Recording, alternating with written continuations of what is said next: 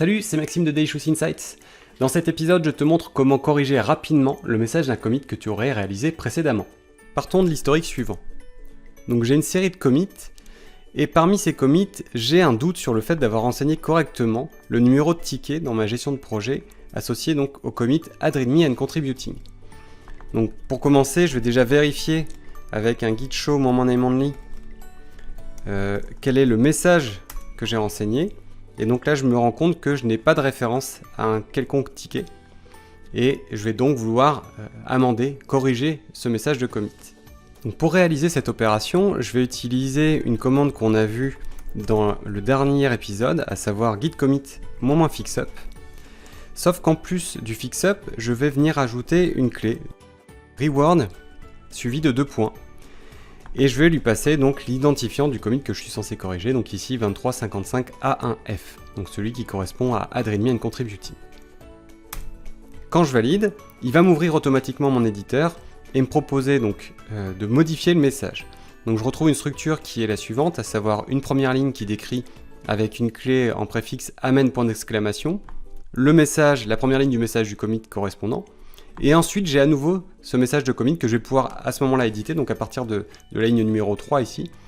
Et je vais pouvoir donc rajouter en dessous, puisque je n'ai pas besoin de modifier cette ligne-là, je vais rajouter donc le numéro du ticket pour ma gestion de projet. J'enregistre et je ferme. De retour dans mon terminal, j'ai l'information qu'un commit amen point d'exclamation Add README and Contributing a été créé. Je retrouve également cette information via mon log. Ça devient intéressant ensuite quand je lance mon rebase interactif, avec la même option que dans l'épisode précédent, à savoir Auto Squash. Et donc je vais y donner comme clé donc le SHA-1, l'identifiant du commit précédent, celui que je cherche à modifier, donc à savoir le 36C7034. Une fois que j'ai lancé ce rebase, je me retrouve automatiquement avec un fixup -c qui est placé au bon endroit dans la liste, et donc qui vient compléter, dire qu'il vient corriger le commit Add README and Contributing.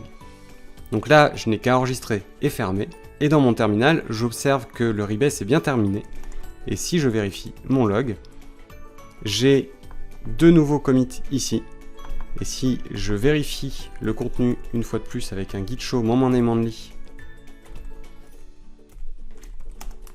de mon nouveau commit Add README and Contributing, j'ai bien la référence qui est renseignée.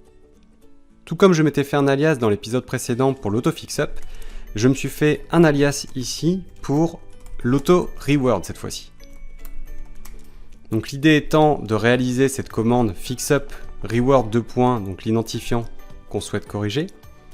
Donc là on va demander l'ouverture explicite de l'éditeur pour pouvoir corriger notre message.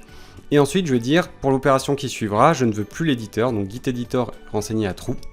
Et je lance le rebase en mode interactif auto squash. Ce qui me permet donc de ne pas passer par l'éditeur, ce sera auto-validé en quelque sorte. Et quand tout ça sera fini, j'afficherai sur la sortie standard auto-reward finished. On repart de l'exemple précédent avec donc ce commit dans l'historique, le 2355 quelque chose là, qui n'a pas le message complet, donc auquel il manque une référence. Donc à ce moment-là, j'ai la référence 2355A1F, je vais faire automatiquement un auto-reward. Je bénéficie d'ailleurs de la complétion dans le terminal sur l'alias de 2355A1F. En validant, ça m'ouvre mon éditeur.